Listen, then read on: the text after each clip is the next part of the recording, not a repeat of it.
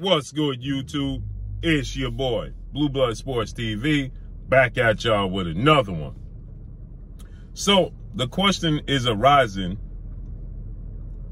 should undefeated 3-division world champion, former junior welterweight undisputed world champion, currently the reigning World Boxing Organization, better known as the WBO, welterweight world champion, superstar boxer, who is widely considered by many to be the #1 best pound-for-pound fighter in the world, and Terence Crawford. Terence Crawford is 38 wins, no losses, no draw, 29 big wins by way of knockout. He is 34 years of age, 5'8" with a 74-inch arm reach.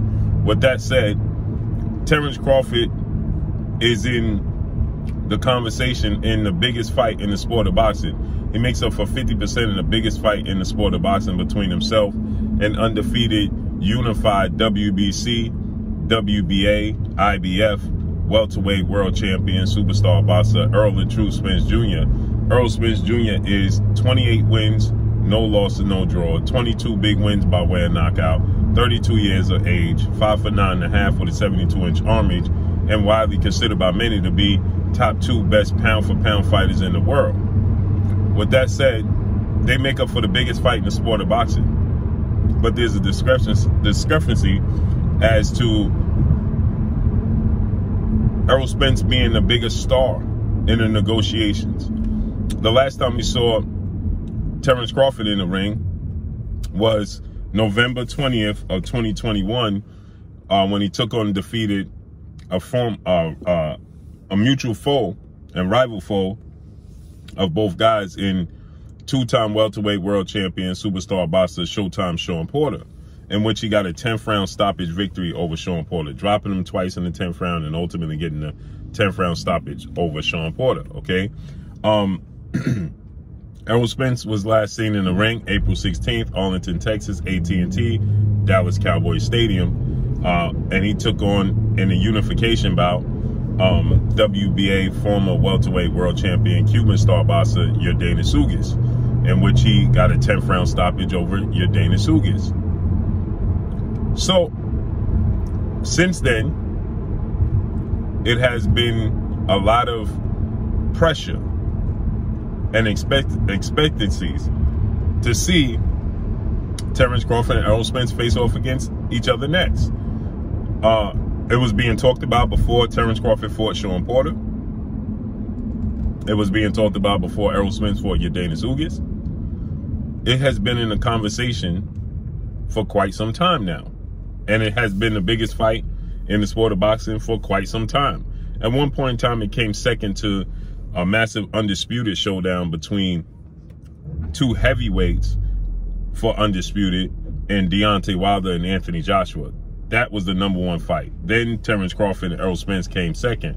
But since Deontay Wilder suffered some losses, Anthony Joshua suffered some losses, those setbacks, removed that as the biggest fight in boxing, and this became the biggest fight in boxing. And it's been talked about since then.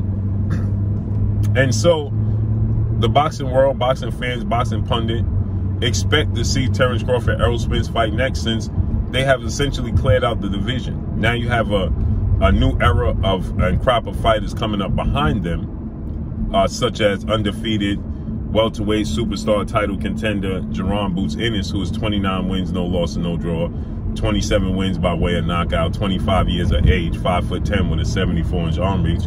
And you have undefeated Mexican superstar title contender Virgil Ortiz Jr., who is 18 wins, no loss, and no draw, 18 wins by way of knockout. He is 24 years of age, 5'10" with a 70-inch arm reach. He'll be in action tonight against Michael McKinson. And then you have guys like undefeated British superstar welterweight title contender Conor Benn. And you also have undefeated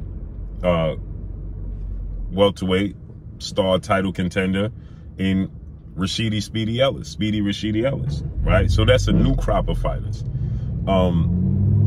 This fight between Errol Spence and Terence Crawford is ending the reign and the conversation as to who's the best fighter of their era, meaning the Kell Brooks, Shawn Porter, Danny Garcia, Terence Crawford, Errol Spence, Yordenis Ugas, that era, okay?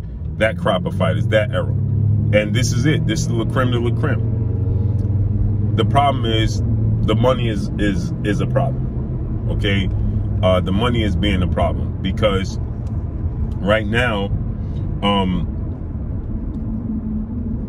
prior to the money, it seemed to be the fact that Terence Crawford was with, top-ranked legendary promoter, top-ranked CEO Bob Arum and ESPN. That's who he was signed to. And now he's since removed himself from, ESPN top-ranking Bob Arum. And now Terence Crawford is, a network promotional free agent. It seemed to be easier to make the fight. It seemed to be, just automatic that it can be made now, right? All the hurdles, all the obstacles have been removed. And we've gotten no closer to making the fight happen because apparently, the money is just not right, in favor of Terence Crawford and Errol Spence, right? The pot is not there for these fighters to receive the pot. So everybody's looking for different scenarios and different ways that they suggest that this fight can get made and they can make all the revenue possible.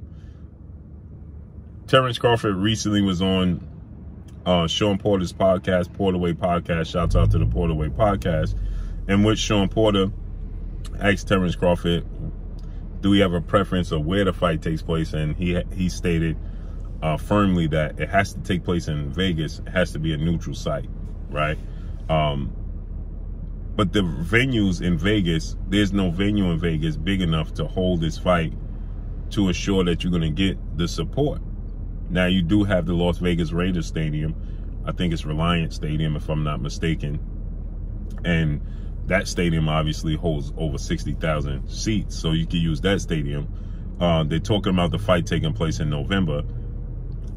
It's going to be available because obviously the NFL starts back up in September, and the Raiders will be playing. So they have to find a weekend that is the Raiders are not playing. Although the fight will be on Saturday and the Raiders are going to play on Sunday. Or maybe they find a way where the Raiders play on Monday, so they don't even play on Sunday, right? So it's just not interfering at all, right?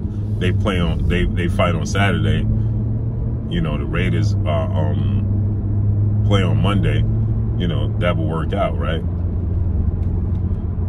But the suggestion is that it takes place in AT&T Stadium at Dallas Cowboys Stadium.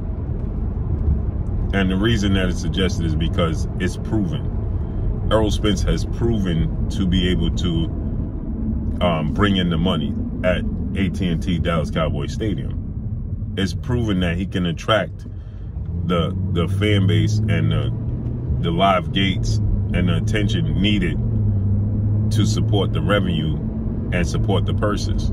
He did a live gate with Yordenis Ugas of $5 million. Yordenis Ugas is relatively unknown. Okay, he's not a big name. He is a Cuban boxer who doesn't even speak English. So he's not a big name. But yet Errol Spence did 40,000 seats, did $5 million gate. That's a big number, right? And so now if you look at it from that standpoint, and you say from that standpoint,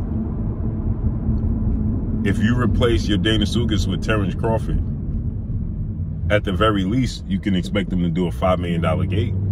At the least. That's the least you can expect them to do, right?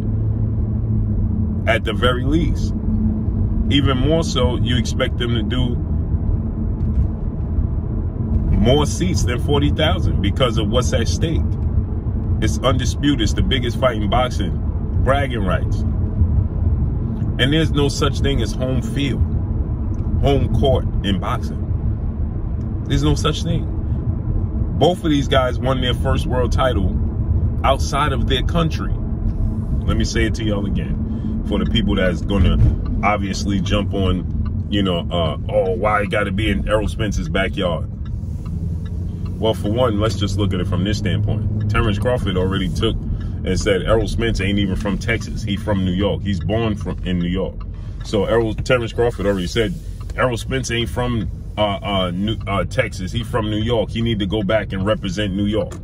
That's what Terence Crawford stated, right?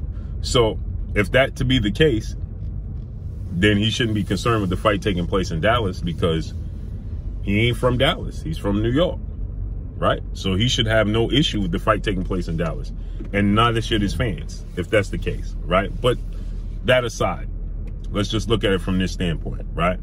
That aside, Terence Crawford won his first world title in the UK against Ricky Burns, who is a very widely popular superstar over in the UK. Ricky Burns is. Errol Spence, he won his first world title against Kell Brook in the UK. And Kell Brook is widely a major superstar in the UK. So both of these fighters won their first world titles in the UK, not even in their country, in their opponent's country, let alone their state or their hometown. In their country. They left the country. The country. Then you have Terence Crawford said he want to go back over to the UK and have a big fight over there. Well, that's you putting your O at stake regardless. So what advantage will Errol Spence have having a fight take place in Texas? None. Because once the bell rings, the fans can't fight for Errol Spence. The family of Errol Spence can't fight for Errol Spence. Nobody can fight for Errol Spence but Errol Spence. Mikey Garcia fought Errol Spence in Texas, in AT&T Cowboys Stadium. Danny Garcia fought Errol Spence in Texas at AT&T Dallas Cowboys Stadium. Your Danish Ugas just fought Errol Spence in Texas, AT&T Dallas Cowboys Stadium. It's already proven. There's no unfair, fair advantages. None. It's already a proven ground for Errol Spence to do big numbers. That would be able to give the networks, Showtime President of Sports Steven Espinosa, PBC founder Al Heyman, you know, more wiggle room to give purses, because we know it's guaranteed to do big numbers there. That's why it should take place in Texas. Not for Errol Spence to have an advantage. He ain't going to have no advantage. What advantage is he going to have? What advantage did Ricky Burns have? We just saw undefeated, now undisputed lightweight world champion superstar boxer Devin the Dream Haney go all the way to Australia in an undisputed bout at 23 years of age. He went all the way across the country. It's a day ahead. It's so far that it's a day ahead. They nearly 24 hours ahead of the States in some places. So he went all the way over to Australia. The crowd didn't play a part. The judges didn't play a part. The family of George Kambosos didn't play a part. Devin Haney pitched the shutout, won every single round. It didn't even matter. Took the crowd instantly out of it. They were quiet from the second round on, because they saw what was getting ready to happen and what was unfolding. So it didn't play a part. And he's 23 years of age. Terence Crawford is already a 3-division champion, 34 years of age, and an undisputed champion. He's already well accomplished and established. The crowd of Texas is not going to play a major part against Terence Crawford. But again, it's proven. He's proven to do. Errol Spence is proven. So if you take a fight of this magnitude, a big fight of this fight, and you place it in AT&T Stadium at Cowboy Stadium, well, you guaranteed to do a gate of $5 million. You guaranteed to do 30 to 40,000 fans in the seats. If Errol Spence could do that with Mikey Garcia and your Danish Ugas and Danny Garcia, and those fights are nowhere near as important and as big as Errol Spence and Terence Crawford, and it don't have nowhere near the same implications as undisputed, and Terence Crawford is widely considered the best fighter in the world, you can imagine it might do a gate of $8 million. It might do 50,000 seats. Then you can start to make a case to pay the purses that everybody's looking for. So that's a reason why it should take place at AT&T Dallas Cowboys Stadium, to assure the purses that everybody's looking for. But let's see how this unfolds and plays out. Hopefully this fight gets done. Hopefully it gets made. Let's see how everything unfolds. But that's just one scenario in which to be able to assist these fighters to get the money that they're looking for, the purses, is to guarantee it, put it in a place where you know the fans are going to support.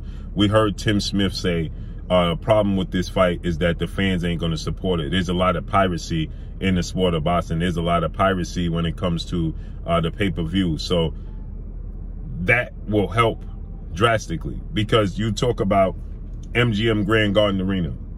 MGM Grand Garden Arena, it holds about 12,000 fans, right? It's not a, let's see, MGM Grand Garden Arena. You know, how many seats does it hold? 17,000. It holds 17,000 seats, okay? And we look at the T-Mobile, right? So Grand Garden, 17,000. So let's say they did 32,000 seats. That's double the amount of the MGM, right? And then you look at the T-Mobile Arena, right? You know, and the seating there, you know, how much does that hold? It holds 20,000. Concerts, 12,000 to 8,000. Center stage, you know, hockey, 20,000 at the max. You're talking about doubling that. That's double the money. So it just makes sense. If Errol Spence did 40,000, 30 to 40,000 with Yadena Sugas, 30 to 40,000 with Danny Garcia, he could do 30 to 40,000 guaranteed with Terence Crawford. That's double the T-Mobile. That's double the MGM Grand. That's double the money. That's more money you can guarantee. He did a guaranteed purse. He did a $3 million gate with Danny Garcia. He did a $5 million gate with Yadena Sugas. He's going to do upwards of $5 million with Terence Crawford at the live gate. That's money that could assist pay the purses. Something for Terence Crawford to consider. But that's all I got for y'all. Make sure you hit the like button. Drop a comment in the comment section. Let me know what y'all think. Y'all already know what it is. It's your boy Blue, Blue Blood Sports TV. Hate, like, comment, and subscribe. You haven't subscribed, hit the subscribe button, hit the like button, hit the bell icon, and get all the new notifications. Follow me on Instagram at Blue Blood Sports TV, all one word. Y'all already know what it is. Shout out to the entire LDBC. Shout out to Black Media Row. Make sure you like and share these videos. That's all I got for y'all. Peace.